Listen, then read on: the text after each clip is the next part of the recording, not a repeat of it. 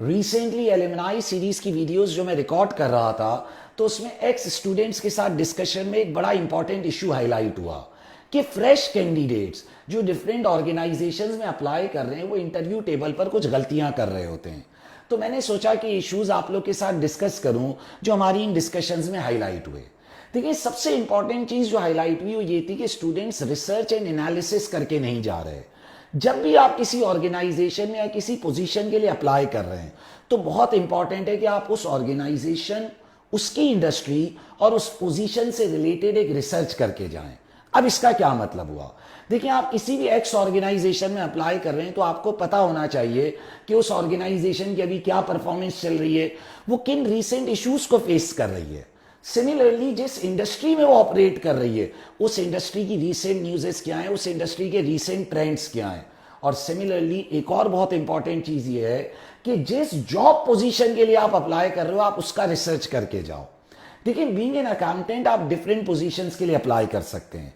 आप ट्रेजरी में अप्लाई कर रहे होते हैं, आप बजटिंग एंड प्लानिंग में अप्लाई कर रहे होते हैं, आप रिसीवेबल मैनेजमेंट में अप्लाई कर रहे होते हैं, पेबल मैनेजमेंट में अप्लाई कर रहे होते हैं, as a book keeper apply कर रहे होते हैं।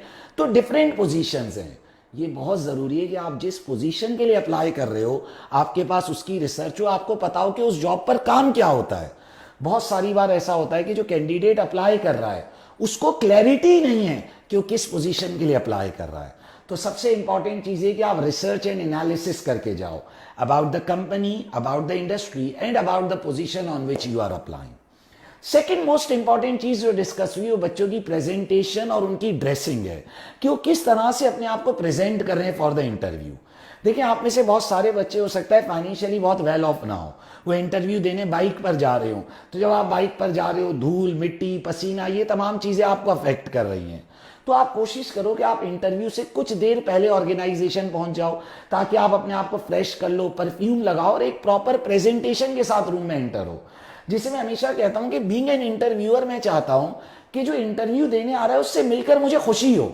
अब आप सोचो, इंटरव्यू रूम में एक बंदा आ रहा है जिसके कपड़े खराब हैं, इस्त्री भी नहीं हुई है, स्मेल आ रही है, तो आप उसको हायर करने में बहुत ज्यादा इंटरेस्टेड नहीं होगे।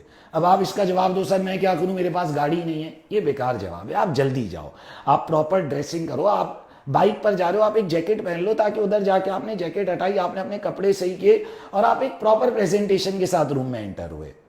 फिर एक और बहुत इंपॉर्टेंट चीज, आपकी कम्युनिकेशन, कि आप चीजें एक्सप्लेन कैसे कर रहे हैं। देखिए, बहुत शॉर्ट आंसर्स ना दें, चीजों को एक्सप्लेन करें और आपके आंसर्स में ये रिफ्लेक्ट होना चाहिए कि आप इदारे की सक्सेस में किस तरह कंट्रीब्यूट करोगे। बहुत ब्रीफ आंसर्स देना या बहुत टू द पॉइंट आंसर्स देना इंटरव्यूअर को ये क्लैरिटी नहीं देगा कि आप किस तरह उनकी ऑर्गेनाइजेशन में कंट्रीब्यूट करोगे। आपके पास बहुत नॉलेज है, आप बहुत काबिल हो, आपके पास टेक्निकल नॉलेज बहुत अच्छी है, लेकिन इंटरव्यूअर क्या सुनना चाह रहा है कि आप उसकी ऑर्गेनाइजेशन से अपनी नॉलेज को किस तरह कनेक्ट करोगे और आप किस तरह चीजों को कंट्रीब्यूट करोगे। जिसे मैं कहूंगा आर्ट ऑफ स्टोरी टेलिंग, कि आप उसको एक सिनेरियो बिल्ड करके दो कि देखिए मेरे स्किल्स आपकी ऑर्गेनाइजेशन में इस तरह वैल्यू एड करेंगे। फिर एक और बहुत इंपॉर्टेंट चीज जो मैं भी बीइंग एन इंटरव्यूअर देखना चाहता हूं, इन एक्स स्टूडेंट्स ने भी हाईलाइट करी, आप इंटरव्यू के दौरान रॉन्ग इंप्रेशन ना दे दो। कितनी बार बच्चे रॉन्ग इंप्रेशन दे देते हैं कि हम जल्दी छोड़ के चले जाएंगे, ये तो हमारी टारगेट जॉब ही नहीं, हमें तो जाना कहीं और है।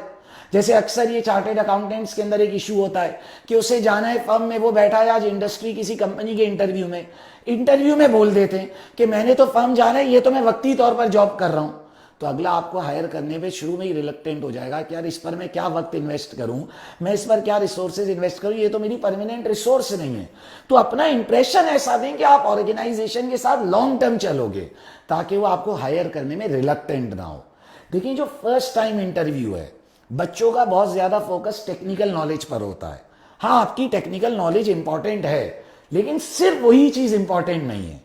आपकी टेक्निकल नॉलेज वो आपके लेवल तक ही पूछेगा। जैसे अगर आप पार्ट क्वालिफाइड हो, आपने स्किल्स मॉड्यूल पास किया है, तो आपसे एफआर या एफएम के सवालात कर लेगा, थोड़ा बहुत ऑडिट पूछ लेगा, लेकिन असल वो आपकी कम्युनिकेशन, प्रेजेंटेशन, ड्रेसिंग, आपका कॉन्फिडेंस कि आप कितने कॉन्फिडेंट हो इंटरव्यू देने में, आपकी रिसर्च, आपका कमिटमेंट कि आप इदारे के साथ लॉन्ग टर्म चलोगे या नहीं चलोगे, ये चीजों को देखना चाह रहा होता है। आई होप कि आपको इन बातों ने वैल्यू ऐड करी होगी। देखिए वैसे तो इंटरव्यू एक ऐसा टॉपिक है जिस पर जितनी डिस्कशन की जाए कम है, लेकिन कुछ चीज़ों का ख्याल रखें कि अलोंग विद टेक्निकल नॉलेज आपने रिसर्च बहुत स्ट्रॉन्ग करके जानी है, ताकि अगले को लगे कि आप इस इंटरव्यू के लिए प्रिपरेशन करके आए थे और आप इस जॉब के लिए वाकई में कमिटेड हैं। अगर आपको ये इन्फॉर्मेशन वैल्यूएबल लगी है तो डू सब्सक्राइब माय चैनल, और मैं इसी तरह वैल्यू एडिशन वीडियोस आप लोगों को प्रोवाइड करता रहूँगा। और एलिमनाई सीरीज़ की वीडियोस को ज़रूर देखें, जिसमें हमारे एक्स स्टूडेंट्स अपनी सक्सेस स्टोरीज आप लोगों से डिस्कस कर रहे हैं। Thank you everyone.